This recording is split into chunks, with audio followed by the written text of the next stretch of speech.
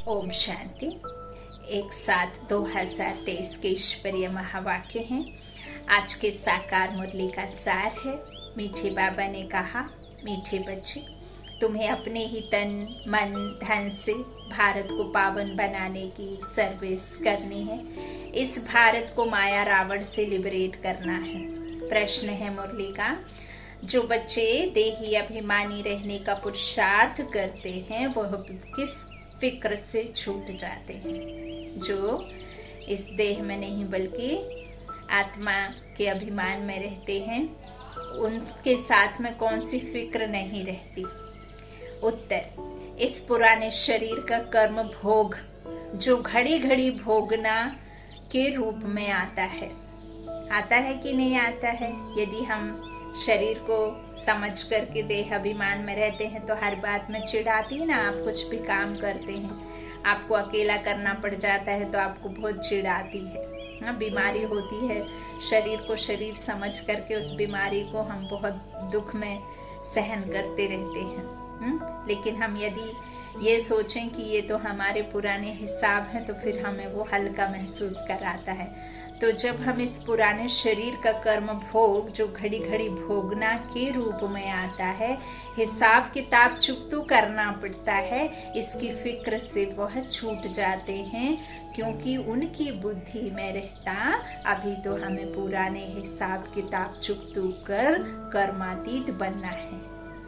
आप किसी से बहुत बड़ा स्थूल धन से अमाउंट लेते हैं या देते हैं। यदि आप देते हैं तो क्या पता आप पुराना हिसाब चुका रहे हैं या फिर आप उसे दे रहे हैं। मेरे हिसाब से परमात्मा की भाषा में तो परमात्मा कहते हैं कि तुमने जो पुराना लिया वो चुकतू कर रहे हो, ना कि तुम उसे दे रहे हो, है ना। तो जो देह भान में रहते हैं उन्हें कर्म भोग घड़ी घड़ी भोगना पड़ता है, और जो देह बनकर रहते हैं उनको लगता है कि मेरे पुराने हिसाब चुकतू हो रहे हैं और मेरी अवस्था कर्मातीत बन रही है। फिर आधा कल्प के लिए किसी भी प्रकार का रोग हमारे पास आ नहीं सकता। बाबा ऐसी फर्स्ट क्लास नेचर क्योर करते हैं जो बीमारी का नाम निशान नहीं रहता। गीत है, तुम ही हो माता पिता तुम ही हो। ओम शांति। बच्चों ने गीत सुना, बच्चे जानते हैं हम पतित पावन माता पिता के सम्मुख बैठे हैं। पतित भारत को पावन बनाने लिए श्रीमत पर चल रहे हैं, क्योंकि तुम बच्चे हो अपने परम पिता परमात्मा की सर्विस में। बाप भी इसी सर्विस में है, यह तो बच्चे जानते हैं। बरोबर भारत पावन था, अब पतित बना है। पावन दुनिया को 5000 वर्ष हुए, दुनिया इन बातों को कुछ भी नहीं जानती। अभी तुम बच्चे बाप की श्रीमत पर चल तन मन धन से भारत की सेवा करते हो। भारत को माया रावण की जंजीरों से छुड़ाए और राम राज्य स्थापन कर रहे हो। यह तो तुम किसको भी समझा सकते हो। हम पतित भारत को पावन बनाने आए हैं तो जरूर पवित्र बनना पड़े। पवित्रता पर ही झगड़ा चलता है, कोई ना कोई तकलीफ होती है। उन्हों की है हिंसक लड़ाई, तुम्हारी लड़ाई है रावण रूपी 5 विकारों से। आत्मा की आत्मा से लड़ाई। विकारों पर किसकी जीत करनी है? हमारे विकारों पर हमें जीत हासिल करनी है। और इन 5 विकारों से हम कैसे जीत सकते हैं? जब हम उस परम पिता परमात्मा को याद करेंगे तब, है ना, तब फिर ये विकार खत्म होंगे।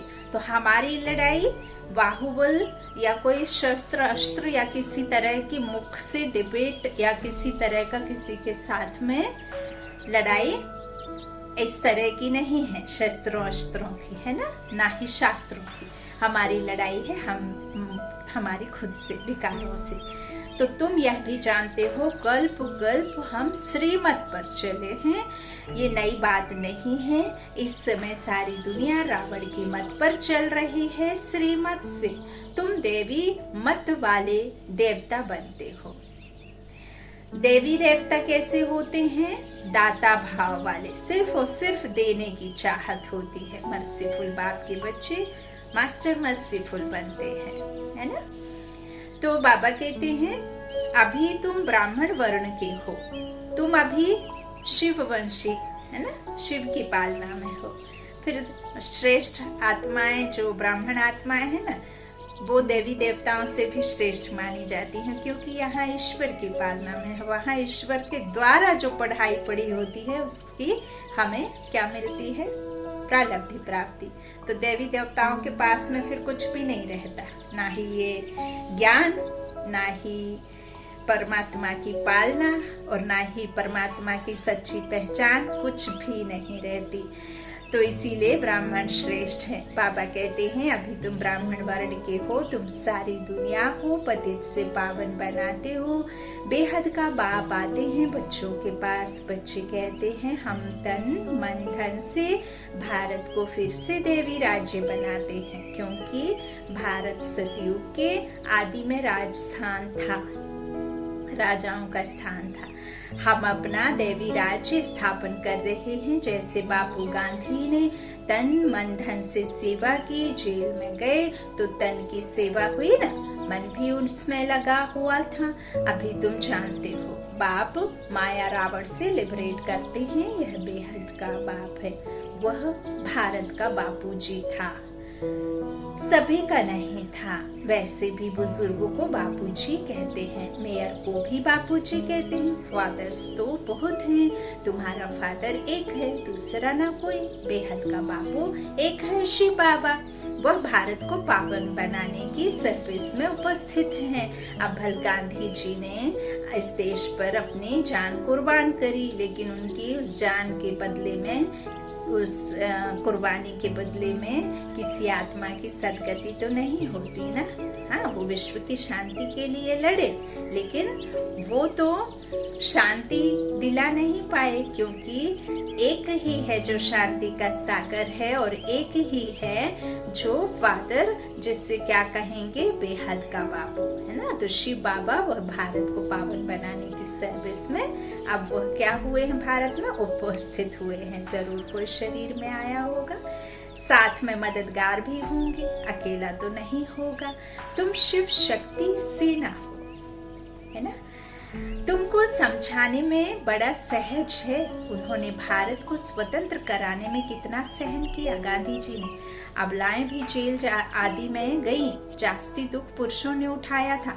अभी तुम फिर माताओं को बहुत दुख सहन करना पड़ता है, किसके लिए?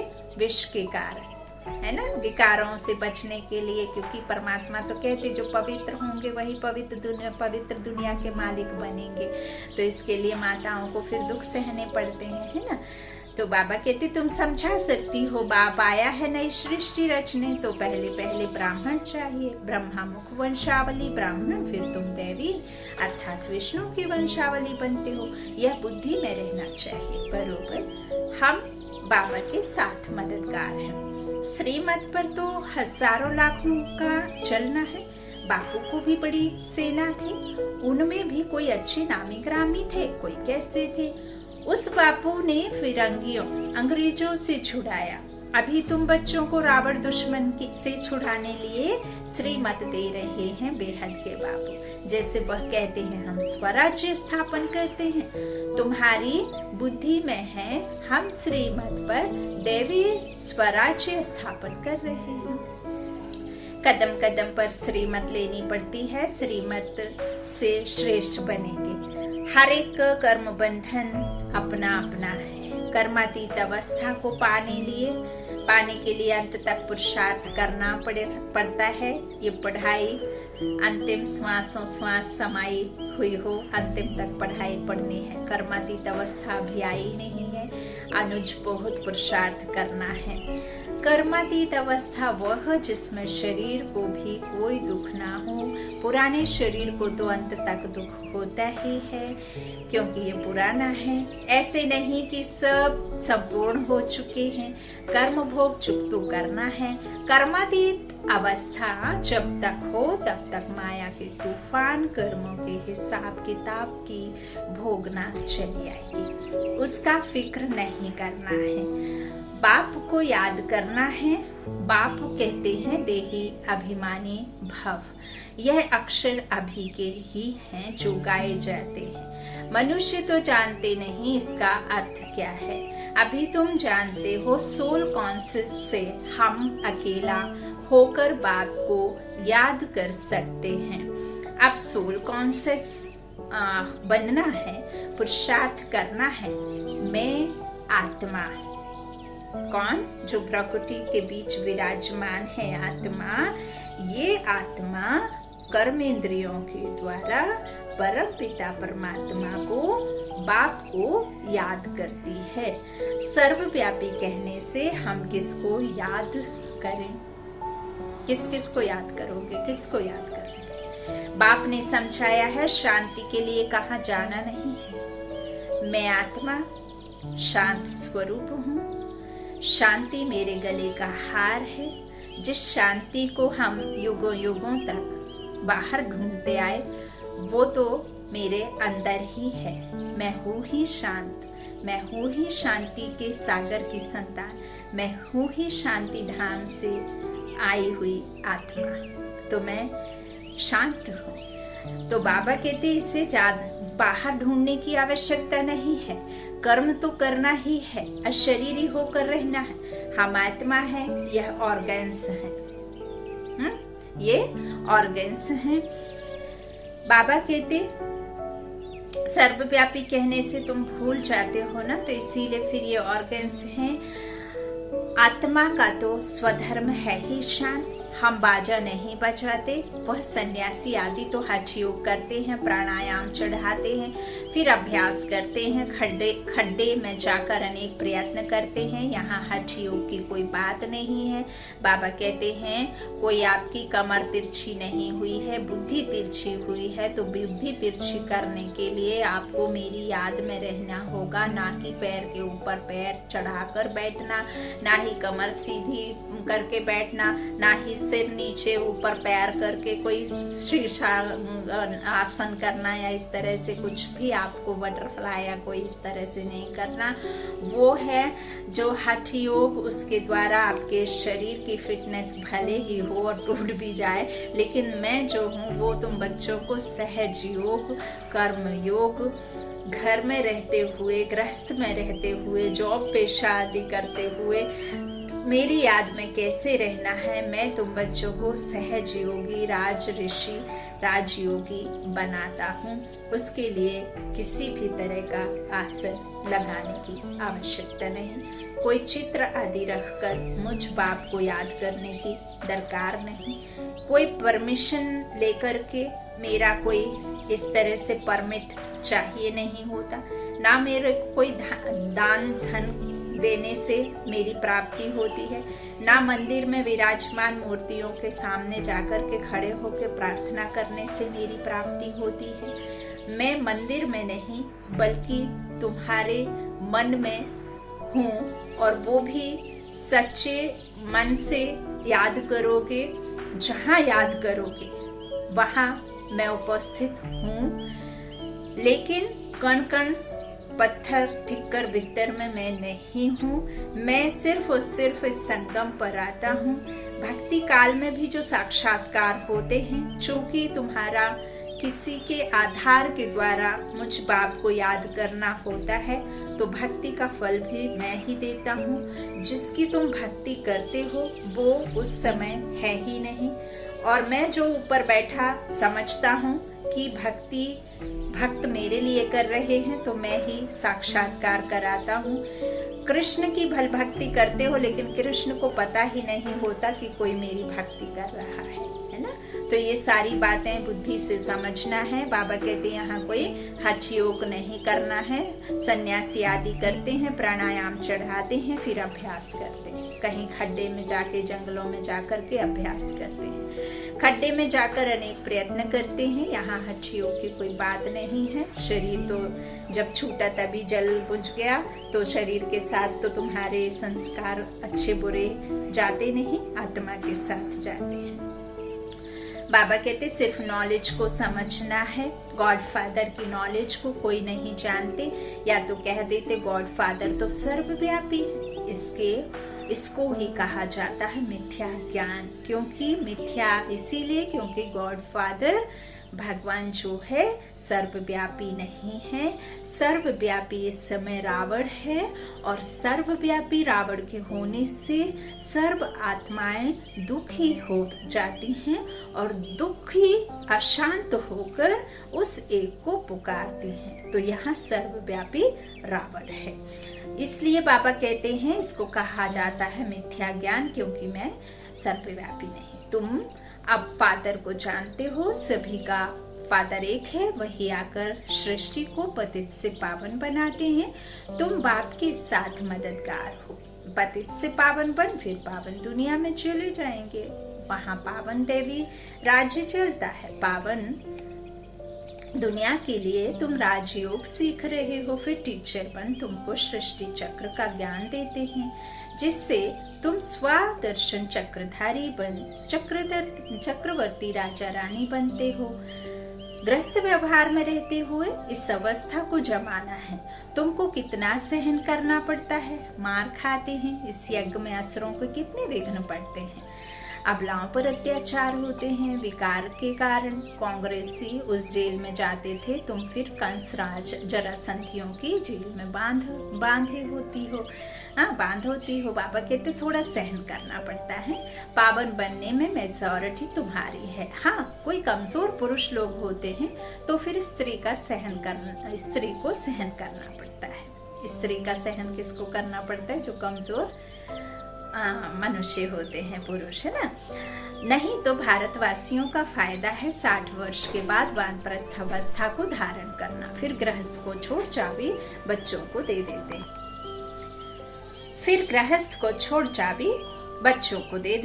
कि संभालते रहो। ऐसे होता है ना, लौकिक में 50-60 वर्ष की आयु होती है, कहते हैं हमने अपना कर्तव्य कर दिया, तुम्हारे हवाले सब कर दिया, शादी ब्याह, बच्चे सब अच्छे भले हैं, सब कुछ ठीक ठाक है, चलो अब हम तीर्थ के लिए जाते हैं, है ना, ऐसे कहते हैं। तो बाबा कहते सपूत बच्चे अच्छी रीति संभालते हैं। बाप ने सेवा कर बड़ा बनाया, फिर बच्चे का फर्ज है संभालना। कहेंगे आप सत्संग आदि करो, हम संभाल करते रहेंगे। आजकल बच्चे भी दुश्मन बन पड़ते हैं। तुम बच्चों की युद्ध है माया रावण के साथ। उन्होंने फिरंगियों से लिबरेट किया गांधी की मत से। तुम पर माया रावण ने 2500 वर्ष राज्य किया है। यह माया बड़ी बलवान है, उनको तो लिबरेट करने में 40-50 वर्ष लगे, मेहनत लगती है। यहाँ भी तुम श्रीमत पर जीत पाते हो। रावण तुम्हारा बड़ा पुराना दुश्मन है, तुमको गोली मारती है माया दुश्मन। काम का है सबसे बड़ा बॉम्ब, माया से बड़ा खबरदार रहना। बाबा कहते हैं जितना तुम याद करेंगे उतना खुशी का पारा चढ़ेगा।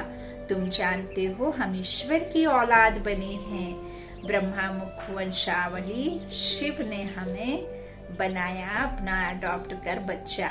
श्रीमत से स्वराज्य स्थापन करते हैं 21 जन्मों के लिए। कांग्रेसियों ने स्वराज्य लिया अल्पकाल के लिए। बाबा कहते हैं जो भी यहाँ हो रहा है वो कोई नया नहीं है। बाबा कहते वह कोई स्वराज्य नहीं है और ही मुसीबत है, परंतु यह तुम जानते हो मृग तृष्णा के समान राज्य मिला हुआ है। कांग्रेस कैसे बनी यह कोई गीता भागवत में नहीं है।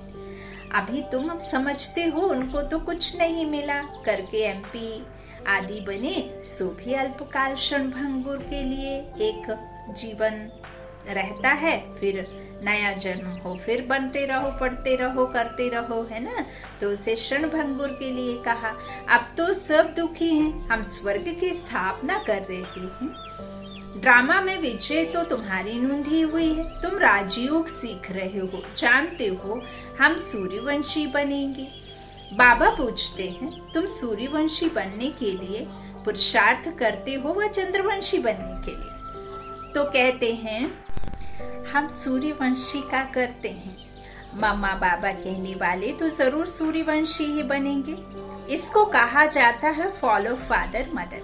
माता पिता है ना, यह सूर्यवंशी महाराजा महारानी बनते हैं मम्मा पापा।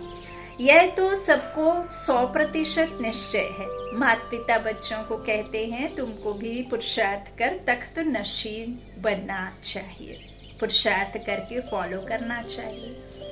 कोई शुभ बोलते हैं तो कहा जाता है अच्छा तुम्हारे मुख में गुलाब।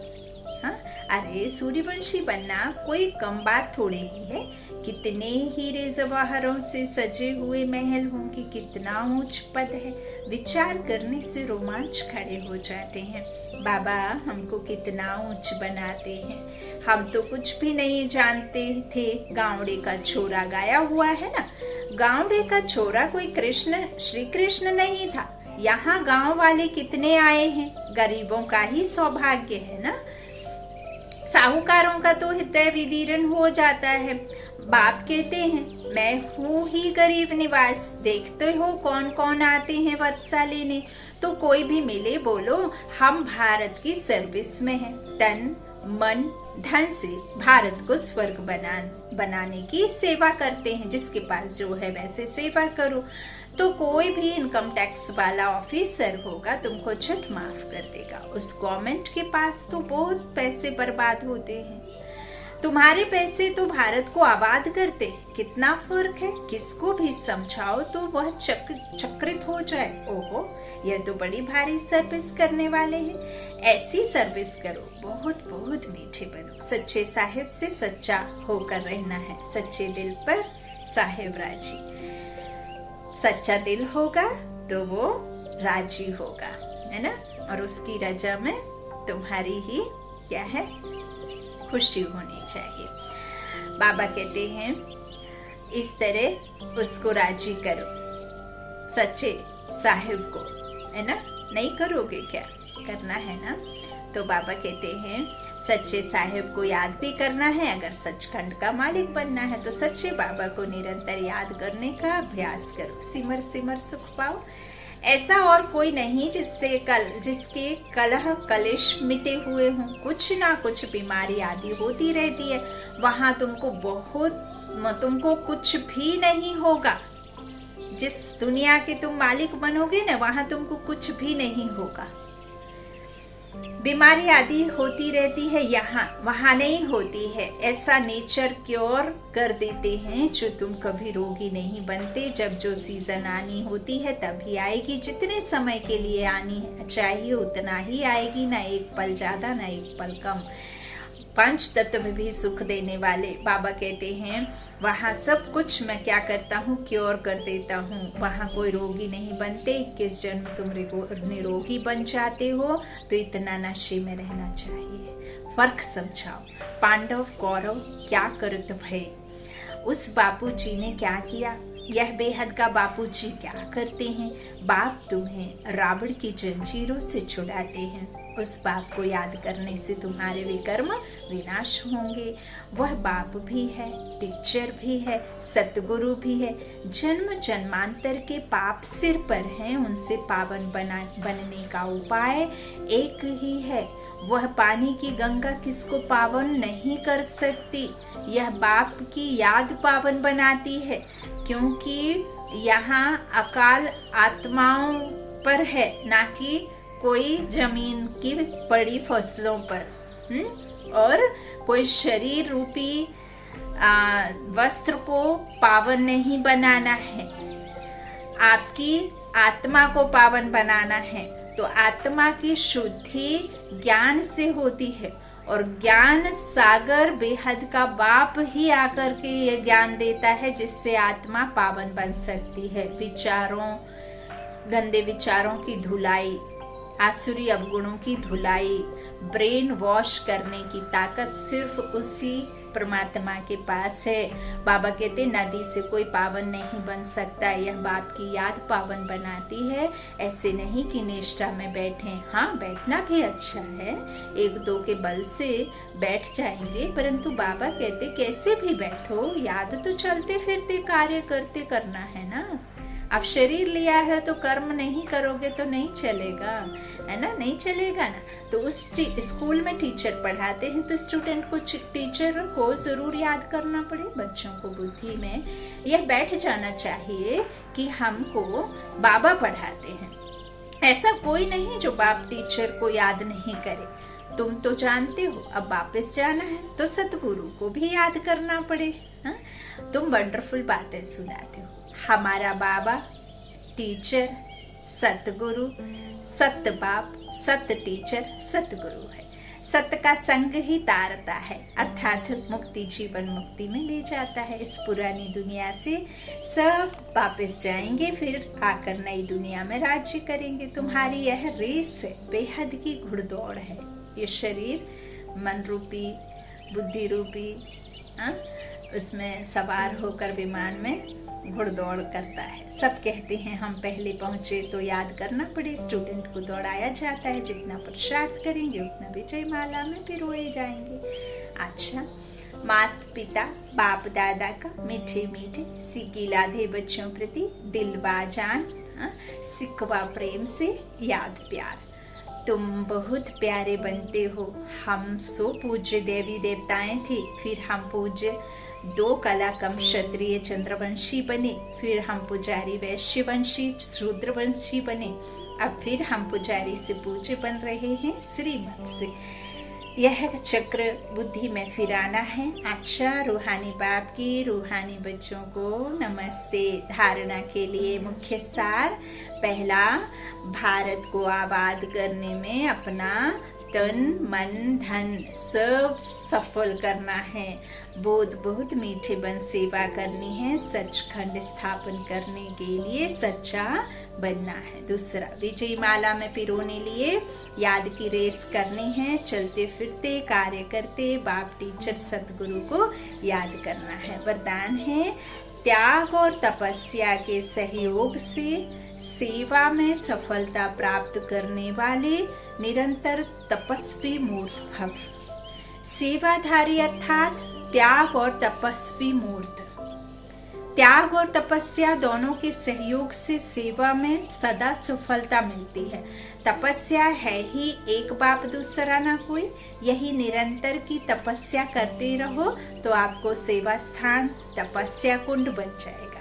आपका जो सेवा स्थान है वो क्या बन जाएगा? तपस्या कुंड। ऐसा तपस्या कुंड बनाओ जो परवाने आपे ही आएंगे। मनसा सेवा से शक्तिशाली आत्माएं प्रत्यक्ष होंगी। अभी मनसा द्वारा धरने का परिवर्तन करो। यही विधि है वृद्धि करने की। स्लोगन, नम्रता और धैर्यता की शक्ति से क्रोध अग्नि को शांत बनाना है। नम्रता और धैर्यता की शक्ति से क्रोध अग्नि को शांत बना दो। इस मास की सभी मुरलियां ईश्वरीय महावाक्य निराकार परमात्मा शिव ने ब्रह्मा मुख कमल से अपने ब्रह्म वत्सों अर्थात ब्रह्मा कुमार एवं ब्रह्मा कुमारियों के सम्मुख 18/1/1969 से पहले उच्चारण की थी। यह केवल ब्रह्मा कुमारी की अधिकृत टीचर बहनों द्वारा नियमित भी के विद्यार्थियों को सुनाने के लिए हैं। अच्छा, ओम शांति। शुक्रिया बाप दादा, शुक्रिया आप सभी भाई बहनों के स्नेह का, प्यार का, ईश्वरीय परिवार का और बाबा का कोटि कोटि धन्यवाद। ओम शांति।